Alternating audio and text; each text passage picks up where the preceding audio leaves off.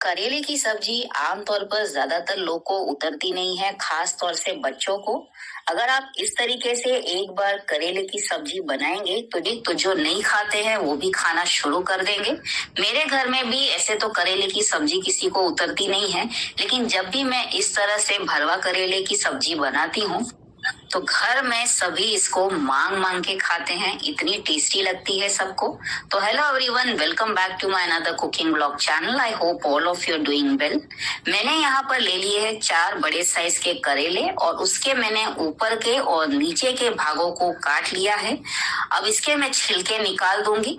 तो आप देख सकते हैं मैंने इसके छिलके जो है अब निकालने शुरू कर दिए हैं। और अब इसी तरह से मैं जो है दूसरे करेले के छिलकों को भी निकाल लूंगी। तो देखिए मैंने इस तरह से सारे छिलके निकाल दिए हैं और अब इसी तरह से बाकी करेले के छिलकों को भी मैं निकाल दूंगी। तो आप देख सकते हैं मैंने सभी करेले के छिलकों को निकाल दिया है। अब इसको हम बीज से काट लेंगे और इसकी जो बीजें होती है उसको निकाल देना है, बीजों को नहीं रखना है, क्योंकि ये बड़े साइज के करेले हैं तो इसमें कभी कभी जो है बड़े साइज के बीजें होती है। अगर आप छोटे साइज के करेले ले रहे हैं और अंदर बीजें एकदम छोटी छोटी है तो निकालने की जरूरत नहीं है। अब देखिए इस तरह से मैंने सभी करेले के बीजों को निकाल दिया है, आप देख सकते हैं। अब इसकी हम स्टफिंग बनाना शुरू कर देंगे। तो सबसे पहले मैंने लहसुन की चटनी बना लूंगी। उसके लिए मैंने यहाँ पर 7-8 लहसुन की कलियां ले ली है और साथ ही ले लिया है 1 चम्मच जीरा, थोड़ा सा नमक डाल दिया है और 1 चम्मच भर के मैंने कश्मीरी लाल मिर्च पाउडर डाला है। अब इसकी हम चटनी बना लेंगे। तो आप देख सकते हैं इस तरह से इसको कूट लेना है और फिर इस तरह से हम एक लहसुन की चटनी बना लेंगे। आप देख सकते हैं मैंने इस तरह से इसकी एक चटनी बनाकर रख दी है। अब मैंने एक बाउल ले लिया है। अब उसके अंदर मैं डाल दूंगी आधा कप जितना चने का आटा। इसके साथ ही मैं इसके अंदर डाल दूंगी जो हमने अभी चटनी बना के रखी थी लहसुन की, उसको हमें डालकर मिक्स कर लेना है। अब इसी के साथ मैं डाल दूंगी आधा चम्मच हल्दी पाउडर, 1 चम्मच कश्मीरी लाल मिर्च पाउडर डाला है, 2 चम्मच भर के मैंने इसमें धनिया पाउडर डाला है। धनिया पाउडर थोड़ा ज्यादा ही पड़ेगा, तभी जो करेले की सब्जी है वो बहुत ही टेस्टी बनेगी। साथ ही मैंने डाला है 1 चम्मच इसके अंदर गरम मसाला पाउडर और 1 चम्मच नमक डाल दिया है मैंने। अब इसी के साथ मैं डाल दूंगी इसके अंदर 2 चम्मच जो है सफेद तिल आते हैं ना, उसको डाल देना है। तो 2 चम्मच भर के मैंने डाल दिया है। अब इसी के साथ मैं डाल दूंगी 1 चम्मच भर के इसके अंदर सौंफ और 1 बड़ा चम्मच मैंने इसके अंदर नींबू का रस डाल दिया है। साथ ही मैंने डाल दिया है इसके अंदर 1/4 कप जितना जो गुड़ का टुकड़ा आता है ना, उसको मैंने क्रश कर लिया है और डाल दिया है। और साथ ही मैंने इसके अंदर 2 चम्मच भर के इसके अंदर तेल डाला है। तो अब इन सबको मिक्स कर लेंगे हम। अगर आपके पास गुड़ का पाउडर है तो आप गुड़ का पाउडर डाल सकते हैं। अब इसको हम अच्छी तरह से मिक्स कर लेंगे इन सभी मसालों को चने के आटे के साथ। अब मैंने मसाले मिक्स कर लिए हैं। अब इसके अंदर मैं डाल दूंगी 1 मुट्ठी भर के हरे धनिया को मैंने डाल दिया है। तो अब इसको भी हम अच्छी तरह से मिक्स कर लेंगे। अच्छी सी बाइंडिंग आनी चाहिए, उस तरह से मिक्स कर लेना है। तो आप देख सकते हैं इस तरह से जब हम मुट्ठी बांध के बनाए तो इसकी एक अच्छी सी बाइंडिंग आनी चाहिए। तो अब हमारी स्टफिंग जो है बनके तैयार हो गई है। अब जो करेले हैं उसको हम उसके अंदर भरना शुरू कर देंगे। तो अब थोड़ा थोड़ा हाथ में लेके दबा दबा के इसको भरना है। अंदर से जितनी अच्छी तरह से हो सके उतनी अच्छी तरह से इसको दबा लेना है। देखिए इस तरह से। तो मैंने इस तरह से अच्छी तरह से दबा के जो है करेले को भर दिया है और इसी तरह से अब बाकी के करेले को भी मैं भर दूंगी। तो आप देख सकते हैं मैंने इसी तरह से अब बाकी के करेले जो है उन सब को भर के रख दिया है। देखिए इस तरह से। तो हमारे करेले जो है हमने भर दिए हैं। अब इसको हम आज स्टीम करेंगे। तो अब इतना जो बच गया है इसको हम ग्रेवी में यूज कर लेंगे।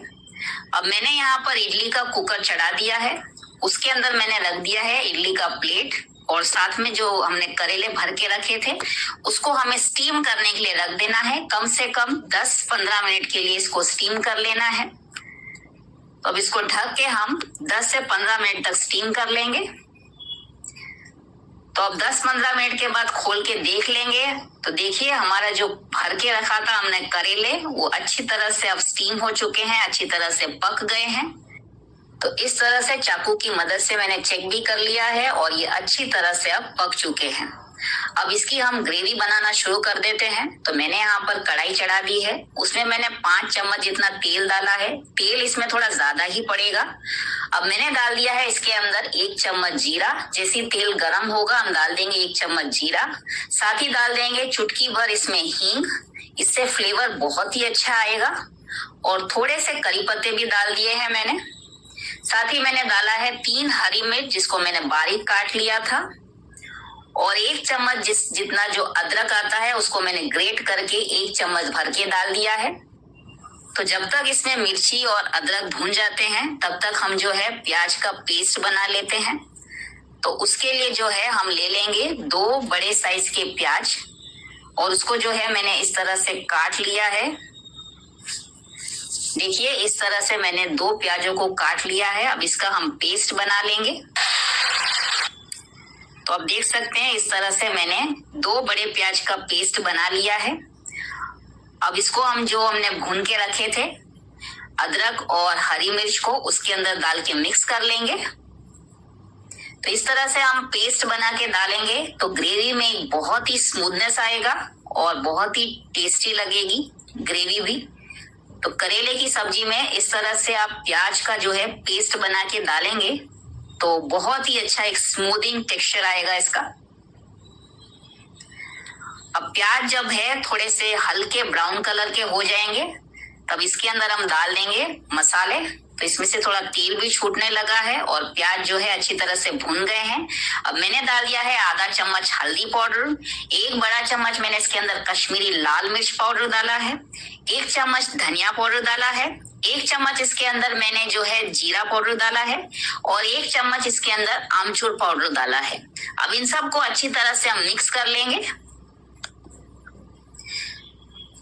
तो जो मसाले हैं वो तेल में अच्छी तरह से भून लेना है और इन मसालों को अगर ये चिपके नहीं उसके लिए हम इसके अंदर थोड़ा सा पानी डाल देंगे तो मसाले नीचे से चिपकेंगे नहीं और जो है वो अच्छी तरह से पक भी जाएंगे। तो मैंने यहाँ पर आधा कप जितना पानी डाल के अब इसको हम भून लेंगे। अब इसको थोड़ी देर भुनने के बाद इसके अंदर हम डाल देंगे जो हमने स्टफिंग तैयार की थी, उसमें से थोड़ा बच गया था तो अब उसको भी इसके अंदर डाल के मिक्स कर लेंगे। तो इससे जो है हमारी ग्रेवी जो है उसमें थिकनेस भी आएगी और टेस्ट तो गजब का आएगा और इसको डालने के साथ ही ग्रेवी में बहुत अच्छी सुगंध भी आ रही है। अब इसके अंदर मैं डाल दूंगी 1 चम्मच जितना गुड़ का पाउडर और साथ ही मैं डाल दूंगी 2 चम्मच नमक। तो नमक थोड़ा ध्यान से ही डालिएगा क्योंकि पहले से हमने जो स्टफिंग बना के रखा था उसमें भी डाल के रखा हुआ है।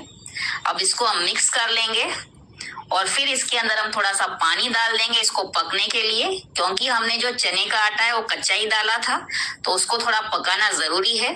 तो उसके लिए अब इसको हम 2-3 मिनट तक पकने के लिए रख देंगे। अब 2-3 मिनट तक देखिए तेल भी अच्छी तरह से छूट गया है और जो मसाले हैं चने का आटा है वो सब अच्छी तरह से पक गए हैं। अब इसके अंदर हम डाल देंगे करेले को जिसको हमने भर के रखा था और इनको हल्के हाथों से मिक्स कर लेना है, एकदम हल्के हाथ से मिक्स करना है।